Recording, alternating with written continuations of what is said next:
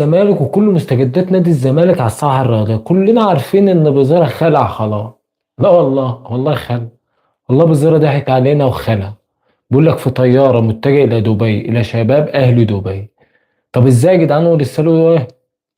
لسه له كام 3 سنين؟ قال لك والله هو هيخلع خلاص. خلينا بقى نتكلم عن موقف الزمالك من الموضوع. الزمالك نزل بيان بيأكد فيه ان بزيرة ليس للبيع، ليس البيع، وانه منقطع عن التدريبات رغم المحاولات المستمرة للتواصل معاه. معنى بقى ان المحاولات المستمرة للتواصل معاه اللي هو ايه يعني؟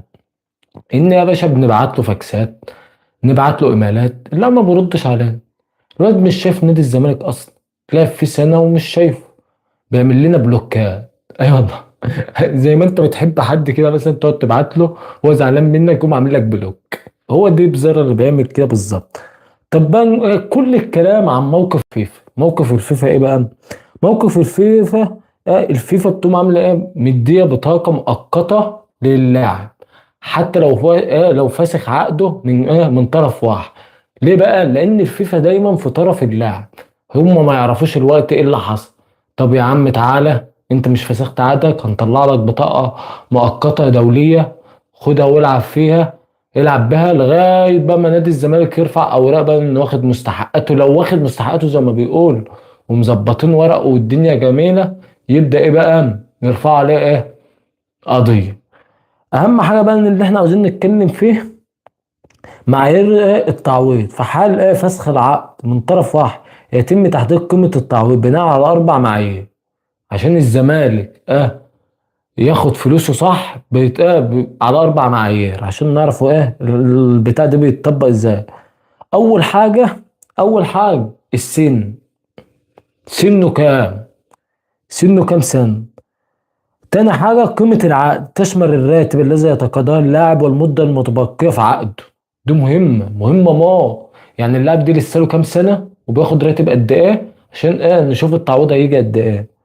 العروض السابقه، يتم النظر في اي عروض رسميه تلقاها النادي للاعب قبل انه يمشي، يعني عشان يعرفوا القيمه التسويقيه بتاعته. يعني بيشوفوا مثلا عقد زي بتاع اهل دبي ده، جه طيب كان بكام الفلوس بتاعته عشان يعرفوا القيمه التسويقيه بتاعته.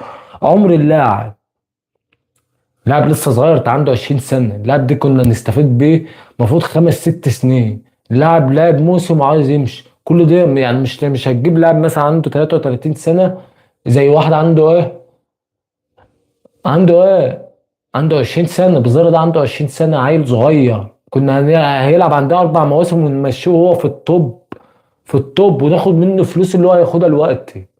فاللاعب كل ده بيتحط في المعايير. الوضع المالي، يتم التحقق مما اذا كان اللاعب قد حصل على كافه مستحقاته الماليه من ناديه قبل فسخ العقد بتاعه. زي ما احنا عارفين زي قضيه كهرباء بالظبط يا جدعان.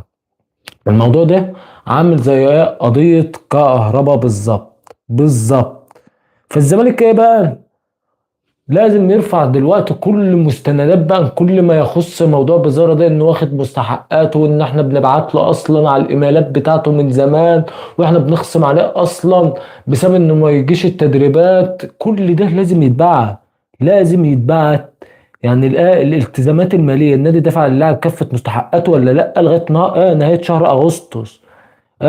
ولا ومفيش مبرر ان هو يفسخ العقد بتاعه. توثيق المخالفات، يقوم النادي بارسال انذارات يوميه رسميه للاعب لاقترب بموعد ومكان التدريب، وذلك لاثبات انقطاع عن العمل وتوثيقه. بالظبط. يعني الزمالك ماشي صح، يعني عمل الالتزامات الماليه، توثيق المخالفات، التحرك القانوني. يبقى استعان الزمالك بمستشار قانوني ناصر عزام لإدارة الملف بشكل احترافي، هو ما يضمن قوة الملف القانوني الذي سيقدم للفيفا. العقود المكتوبة، أكد المتحدثين أن ادعاءات اللاعب بشأن وجود وعود شفهية بالرحيل لا يعتد به قانون، يعني مش مهم قانونيا. كل ده محطوط في الحسبان. لاعب عاوز يخلع، لاعب عاوز يقعد، كل ده محطوط في الحسبان. يا باشا انت هتيجي، الا بقى لو الاداره اصلا بتاعتنا عاوزه تمشيك، يعني انت اصلا مع السلامه من بدري. كل ده موجود اهو. الموضوع منتهي. بزيرة هتيجي.